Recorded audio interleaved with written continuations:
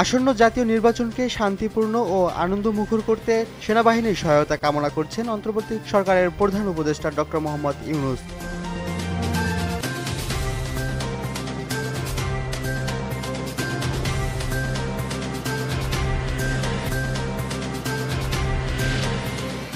গাজীপুর সদর উপজেলার বাঘের বাজার এলাকায় ফিনিক্স কেমিক্যাল কারখানায় ভয়াবহ অগ্নিকাণ্ডের ঘটনা ঘটেছে। আগুন নিয়ন্ত্রণে কাজ করছে ফায়ার সার্ভিসের ৯টি ইউনিট।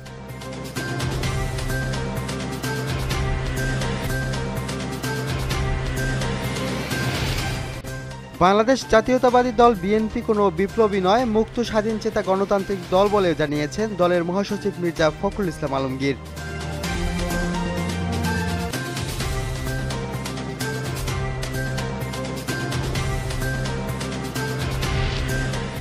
বিএনপি সহ ৬টি রাজনৈতিক দলের সঙ্গে নির্বাচন কমিশনের মতবিনিময় শুরু হয়েছে। বেলা ২টায় রাজধানীর আগারগাঁওয়ের নির্বাচন ভবনের সম্মেলন কক্ষে চলছে এই মতবিনিময়।